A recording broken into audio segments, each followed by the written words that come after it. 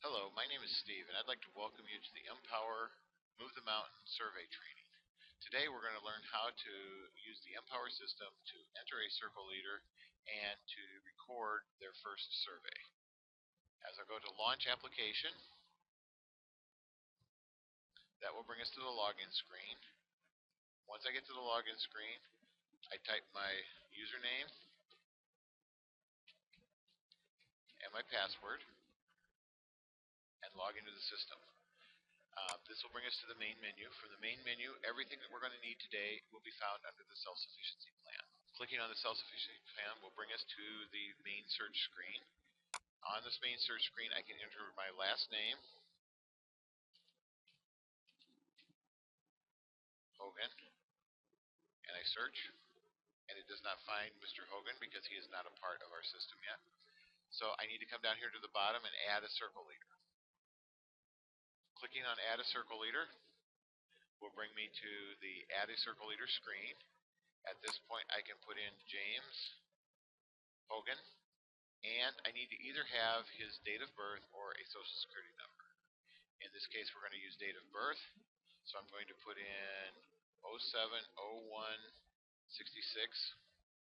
and when I tab out of that field, you will notice that it automatically formats the date and places the age at 45.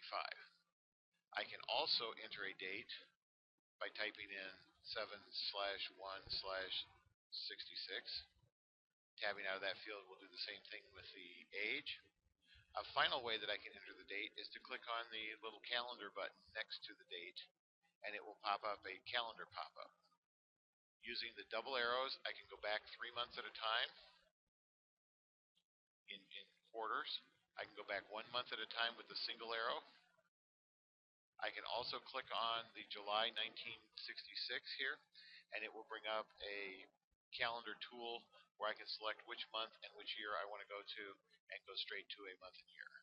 Once I click OK, I still have to click on the actual day, and once I do that, it becomes the date of the birth date. The other fields on this page are optional. There's no need to enter any of them. At this point, we can click Save.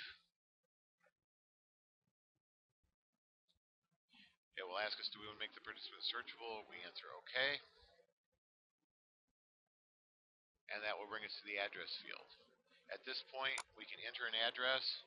If you click on Add an Address here, ask you for the basic information.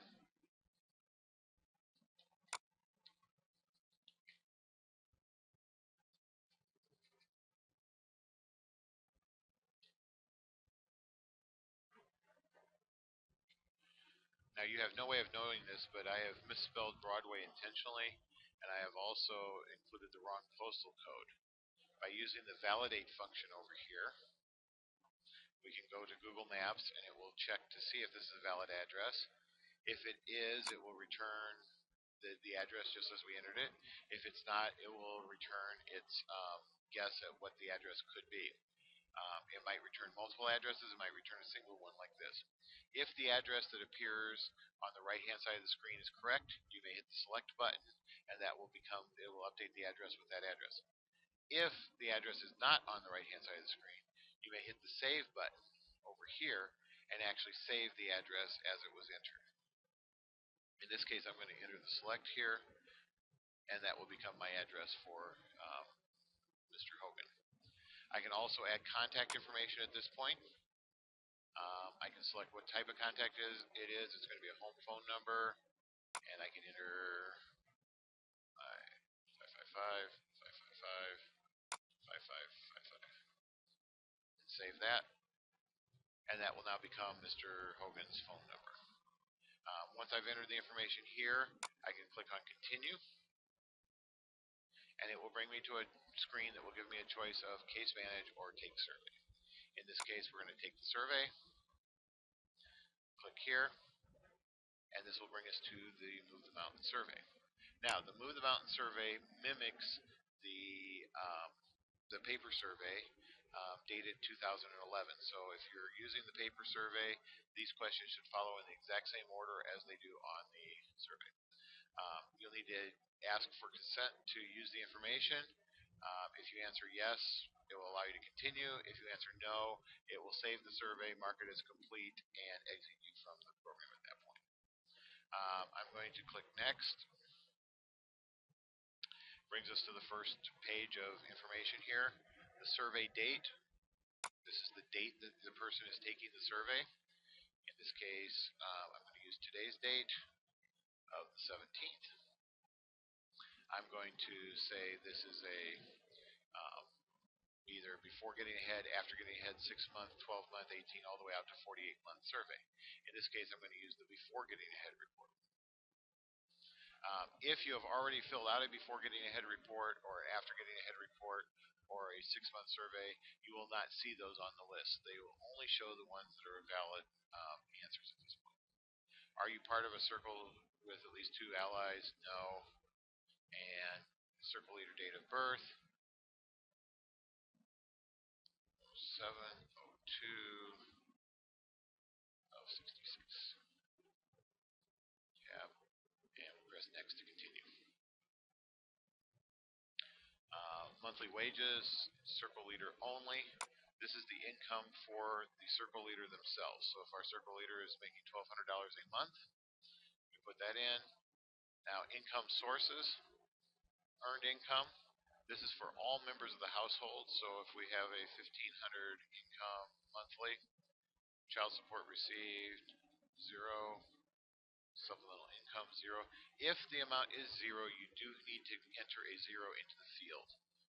Although it looks like it's defaulted to 0, it does not carry that over, so you need to enter an actual number in there. Benefits, food stamps, they're receiving $365 in food stamps. Public cash assistance, 0. Employment benefit, unemployment benefit, 0. Pell Grant, 1,500, 150. Student loan, 0. Military, 0. Checking account balance, 20. Savings account balance, 10. Other investment, 0. As you can see, this is fairly simple to just go through and enter.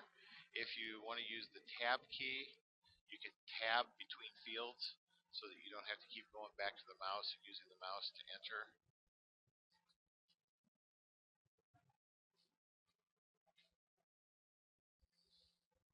We reach the bottom here. We have a drop down for household income sources this month was more than 50%, public cash benefits, more than 50% earned income. So more than 50% were earned income.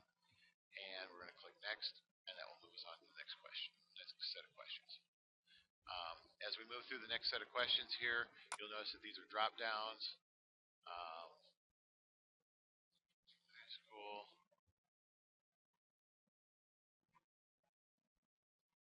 And you'll notice that these are simply just drop downs that match the answers on the printed survey.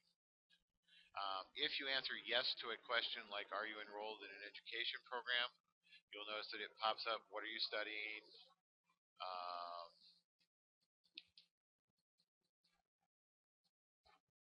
Mechanical engineering.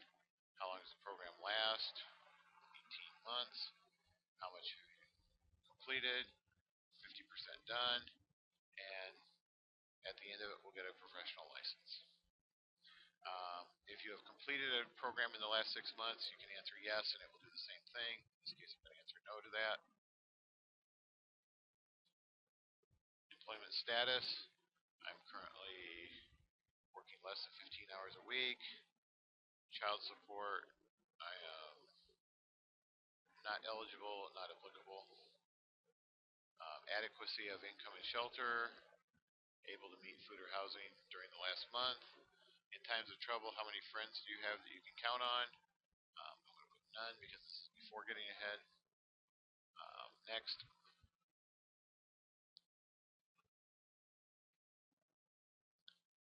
Racial ethnic background. Next. Now we've got these questions here regarding having a self-sufficiency plan.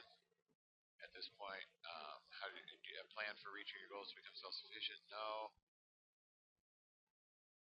No.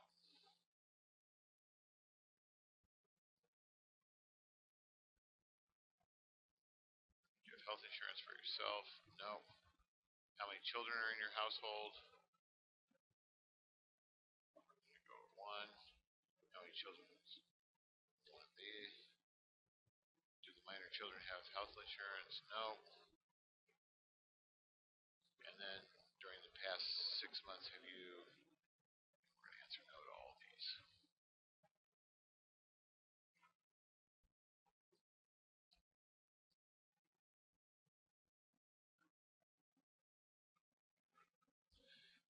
And since we haven't examined our credit score, there'll be no answer for that one. We hit next. This brings us to 2 narrative questions. We can look at the most important goals I've set for myself as a part of Circles in the next 6 months. And during the last 6 months, I've accomplished the following goals that I've identified as part of my involvement with Circles. Because this is a before getting ahead, I'm not going to fill anything out here. But these are several hundred or several thousand character fields, so you can just keep typing in those fields, and it will record what you type there. At this point, I can complete the survey. If I choose to save and exit, it does not complete the survey, which means the survey will not be counted in the final numbers. That allows you to, if you have a partial survey or you don't have answers to some of the questions, you can stop and go gather that information and then come back in and edit the survey. But in this case, I'm going to complete the survey, and it will then save that information. You'll see now I have a before getting ahead, it is completed, is true, and the date that it was created is today's date. At this point, I can go ahead and edit that survey again. If I want to print out a copy of it, I can press select, and it gives me each of the fields and the answers that I put in those fields in a format that can be printed to compare. This is not formatted to be a pretty or a type of report. It's designed to be a practical way just to look at it. Once I'm done, I can exit the self-sufficiency plan. I can log the visit, and I can say that I spent 5 minutes or however long I spent. In this case, let's say 35 minutes. I case managed. I was with a participant. I hit save, and now I'm ready to search and do my next survey. If I was doing a follow-up survey, a secondary survey for Mr. Hogan here, when I searched for his name, he would appear in the list here. I can now select him. I would press continue without updating. The ROI, the release of information, is with regard to sharing information with other agencies, something we'll talk about in another video as we move forward. But at this point, it brings me to this screen. I can see that on 10/17, James Hogan is in the system. I can come down here to take survey. And when I click on Take Survey, you'll see that I have a Before Getting Ahead survey here. I can either say Take Survey, which will give me a new survey, or I can edit and go through the existing survey. Again, when I'm done, I can exit the self-sufficiency plan and exit the circle leader. Once I am done using the system, I come up here to the top right corner and hit the logout button, and that takes me to the login screen. And I can now close down my browser and finish working. I hope this has been informative. I hope you've learned something from it. If you have questions or need answers on other pieces of information regarding the Empower system and the Blue Mountain survey, you can call our support desk. The number is 815-316-6398. More than happy to help you with any questions that you have. Thank you.